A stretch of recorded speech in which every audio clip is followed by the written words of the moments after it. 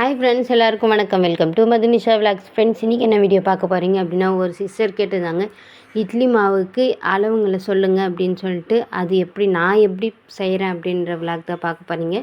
வாங்க வீடியோக்குள்ளே போகலாம். இப்போ தான் நம்ம சேனலை ஃபஸ்ட் டைம் பார்க்குறீங்க அப்படின்னா ப்ளீஸ் மறக்காமல் லைக் பண்ணி நம்ம சேனலை சப்ஸ்கிரைப் பண்ணி வச்சுக்கோங்க. அப்போ தான் நான் பிற கிராமத்து வாழ்க்கை என்னுடைய லைஃப் ஸ்டைல் எல்லாம் உங்களை வந்து சேரும். இப்போது அங்கே வீடியோக்குள்ளே போகலாம். எந்த மாதிரி வீடியோஸ் போகலான்னு மறக்காமல் கமெண்ட் பண்ணுங்கள். நான் வந்து இந்த ரேஷனில் கொடுக்குற பச்சரிசி, புழுங்கல் அரிசி இதை வச்சு தான் நான் இட்லிக்கு அரிசி ஊற வைப்பேனே. நான் வந்து புழுங்கல் அரிசி வந்து 2 கப்பு எடுத்தேன்னா பச்சரிசி 3 கப்பு எடுத்துக்குவேன். அதுக்கு 1 கப்பு உளுந்து, 1 ஸ்பூன் வெந்தயம் அப்படி இருந்தது அப்படின்னா இந்த ஜவ்வரிசி சொல்கிறாங்கள, பொடி ஜவ்வரிசி அதையுமே சேர்த்துக்கலாம். நான் இந்த அளவில் தான் பண்ணுவேனே. இதை போட்டு நல்லா ஃபஸ்ட்டு ஒரு 2-3 டைம் ரேஷன் அரிசி அப்படின்றதுனால நல்லா கழுவி எடுத்துக்கணும். எந்த அரிசியாக இருந்தாலும் சரி, நீங்கள் இட்லி அரிசி யூஸ் பண்ணுறீங்க அப்படின்னா அது எனக்கு அந்தளவுக்கு அளவுங்க தெரியாது. நான் இந்த மாதிரி தான் செஞ்சிட்ருக்கேன் அப்படின்றதுனால நான் சொல்கிறேன். 2 கப்பு புழுங்கல் அரிசி, 3 கப்பு பச்சரிசி, 1 கப்பு உளுந்து, 1 ஸ்பூன் வெந்தயம் இதெல்லாம் போட்டு நல்லா கழுவிட்டு ஒரு 4-5 டைம் கழுவிட்டு தண்ணி கீழே ஊற்றுதுன்னா ஊற்றிக்கங்க. எங்களுக்கு ஆடு மாடு இருக்குது அப்படின்னா ஆட்டு மாட்டுக்கு ஊற்றிக்கலாம். நான் வந்து எங்களது ஆடு இருக்குது அப்படின்றதுனால அதுக்கு தான் ஊற்றி வச்சுருந்தேனே.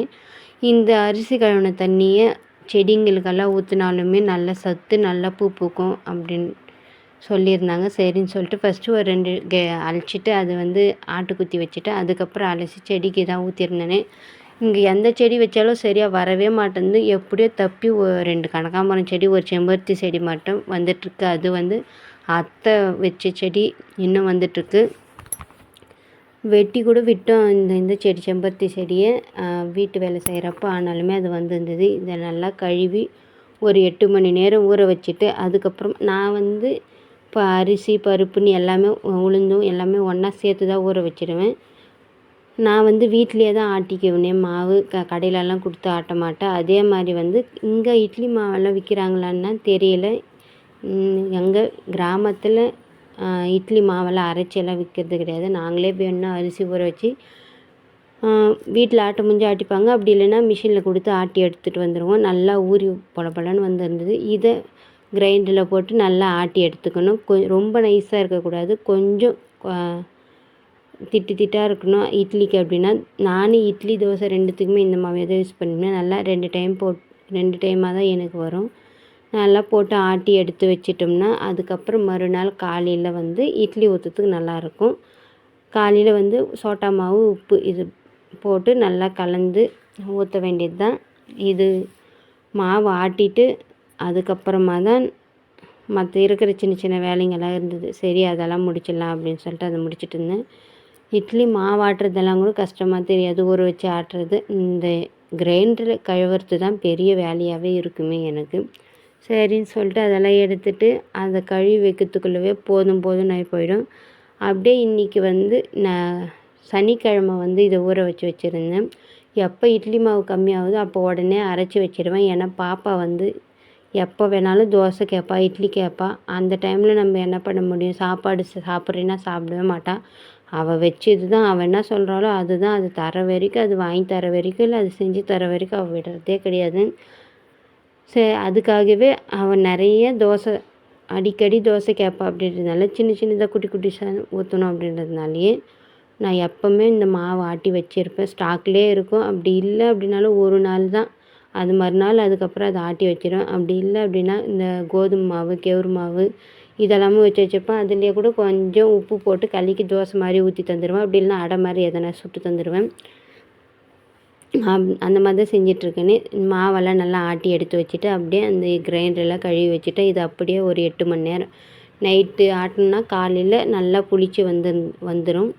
அதுக்கப்புறம் அது கூட கொஞ்சமாக இப்போத்துக்கு தேவையான அளவுக்கு எடுத்து வச்சுக்கிட்டு மற்றதை ஃப்ரிட்ஜில் எடுத்து அப்படியே வச்சுடுவேன்.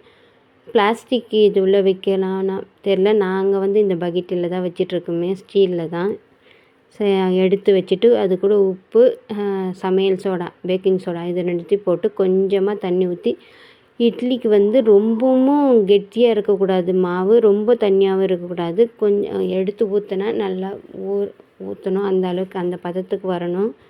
அதுக்கு கொஞ்சமாக தண்ணி ஊற்றி நல்லா கலந்துட்டு அப்படியே பட்டாணி, உருளைக்கிழங்கு போட்டு குருமா வைக்கலான்னு சொல்லிட்டு அதுவுமே நைட்டே ஊற வச்சுருந்த பட்டாணி, அது கூட உருளைக்கிழங்கு போட்டு குக்கரில் வச்சு விசில் வச்சு எடுத்துட்டு, இந்த குருமா குழம்பு நான் எப்படி செய்வேன் அப்படின்னா, எண்ணெய் ஊற்றி எண்ணெய் நல்லா காஞ்சதும் கடுகு, வெங்காயம், பச்சை மிளகா ஒரே ஒரு பச்சை மிளகா மட்டும் போட்டுப்பேன். ஒரு பச்சை மிளகா, கொஞ்சமாக கருவேப்பிலை, இஞ்சி, பூண்டு, தக்காளி, வெங்காயம் இதெல்லாம் தனியாக சேர்த்து அரைச்சி எடுத்துப்பேன். இஞ்சி, பூண்டு, பட்டை, லவங்கம், தக்காளி இதெல்லாம் சேர்த்து அரைச்சி எடுத்துட்டு, இது கூட அது வெங்காயம் வதங்கினதுக்கப்புறம் அரைச்சி வச்சுருந்ததெல்லாம் சேர்த்துட்டு, வேக வச்சு வச்சுருந்த உருளைக்கிழங்கு, பட்டாணி இதெல்லாமே சேர்த்து நான் மிளகாத்தூள், கொஞ்சமாக கரம் மசாலா போட்டு நல்லா கொதிக்க வச்சு இறக்கலாம். அப்படி குக்கரில் செய்கிறீங்க அப்படின்னா 2 விசில் அதுவே நல்லா வெந்து வந்துடும். நான் இந்த மாதிரி தான் செஞ்சிட்ருப்பேனே.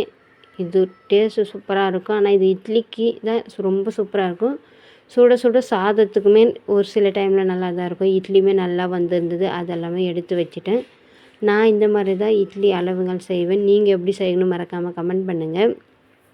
இதெல்லாம் செஞ்சு முடிச்சுட்டு அப்படியே நானுமே சாப்பிட்டுட்டு இருக்கிற பாத்திரமெல்லாம் இருக்கிறதுலே பெரிய வேலைன்னா இந்த பாத்திரத்தை கழுவுறது, வீடை சுத்தமாக வச்சுக்கிறது தான்.